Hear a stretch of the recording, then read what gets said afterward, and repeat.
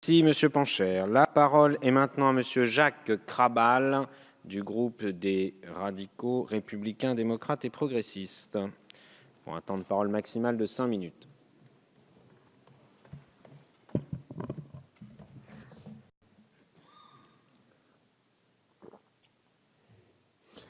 Monsieur le Président, Monsieur le Ministre, Monsieur le Rapporteur, Monsieur le Président de la Commission, mes chers collègues, après l'accord trouvé en CMP, nous sommes réunis pour la dernière étape du parcours législatif de ce projet de loi relatif au Charles de Gaulle Express.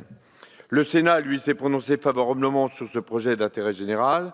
La Commission développement durable du Sénat, quant à elle, cherchait à faciliter la mise en œuvre juridique de ce montage. Ce sont de bonnes choses. Mais le Sénat a également émis des réserves quant à l'impact sur le RER B. Au nom du groupe de RDP, comme vous l'avez dit, Monsieur le rapporteur, tenons à redire que, bien évidemment, cette infrastructure est une nécessité pour la France et sa capitale, Paris, notamment compte tenu du poids du tourisme dans l'économie française. Mais si nous sommes d'accord avec les principes et que la France entière puisse en bénéficier, nous profitons de cette tribune pour redire que c'est notre pays tout entier qui a besoin d'une amélioration de ses liaisons ferroviaires. Le Roissy Express est censé offrir une liaison de qualité, fréquente et rapide entre la gare de l'Est et le terminal 2 de l'aéroport, soit un trajet de 20 minutes avec un départ toutes les 15 minutes. La mise en service est donc prévue, ça a été dit, à la fin 2023. Il s'agit d'un chantier lourd dont le lancement nécessite d'adopter des dispositions législatives en urgence. Par ailleurs, ce top départ législatif pourrait être un atout supplémentaire pour les dossiers de candidature de la France en vue de l'accueil des JO de 2024 et l'exposition universelle de 2025, et nous y sommes favorables. Cette exigence de la rapidité s'ajoute à la technicité du sujet pour justifier le recours à une ordonnance.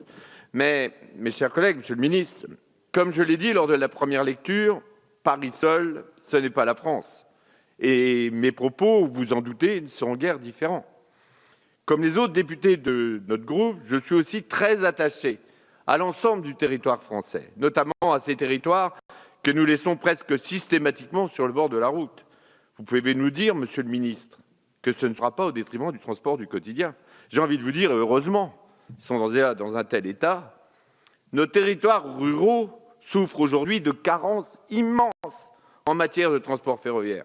Sur des lignes que je connais bien, TER Vallée de la Marne, sur la ligne P du Transilien, les problèmes de vétusté du matériel roulant, des infrastructures, de l'organisation des transports sont quotidiens et pénalisent fortement nos habitants. Même si la région Grand Est nous annonce 4 rames supplémentaires pour 2018, mais pour y croire, nous attendons un calendrier précis de mise en œuvre. Et si je veux souligner l'obtention aussi d'une partie du financement de l'État, sur la ligne La Ferté-Milon-Ferrand-Tardenois-Fimes-Reims, en complément de la participation essentielle, la plus importante de la région des Hauts-de-France, le compte n'y est pas encore et les collectivités territoriales vont devoir mettre, pardonnez-moi l'expression, là encore, la main au portefeuille. Pour le fonctionnement de cette ligne fret, nous espérons une participation de SNCF Réseau au-delà des 50% pour ne pas pénaliser davantage les entreprises qui sont des entreprises du milieu rural. Mais le devenir de cette ligne au départ de Meaux via Lizy-sur-Ourcq jusqu'à La Ferté-Milon inquiète fortement les élus et les usagers. Que dire encore, Monsieur le Ministre, de la mise en accessibilité des quais de la gare de Château-Thierry, qui nous était annoncée pour 2018, nous est maintenant indiquée comme repoussée en 2023. En aucun cas, nous ne pouvons accepter ce délai supplémentaire. En effet, régulièrement, les personnes à mobilité réduite qui mettent en œuvre le protocole d'appel la veille et arrivent une demi-heure avant le départ pour pouvoir franchir les voies sans avoir à franchir les passerelles qui sont en mauvais état, faute de personnel. Oui, ça fait rien, mais je le dis quand même, permettez-moi. Les personnes à mobilité réduite sont victimes de discrimination, ce qui est inacceptable. De ce fait, je reviendrai au texte tout à l'heure.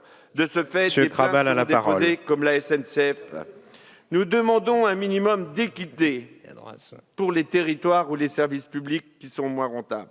Ce qui est problématique avec notre débat de ce jour, c'est le discours deux poids, deux mesures qui semble appliqué à nouveau. Pour tout ce qui touche la ruralité, on nous assène les refrains. C'est pas impossible, il n'y a pas de financement, on sera déficitaire, on n'a pas de crédit. La rentabilité n'existe pas. Mais cette fois-ci, on nous annonce qu'on va trouver les moyens avec ADP, SNCF Réseau, avec le concours de la Caisse des dépôts. Tant mieux pour Paris-Île-de-France. Mais ce qu'on fait pour la capitale, ce qu'on fait pour l'Île-de-France, il faut aussi le faire pour la ruralité. Au final, nous sommes conscients de l'enjeu important du lancement du chantier de Roissy Express et nous voterons ce projet de loi de ratification. Mais nous tenions à vous redire notre volonté de l'équilibre entre les territoires et les métropoles et Paris.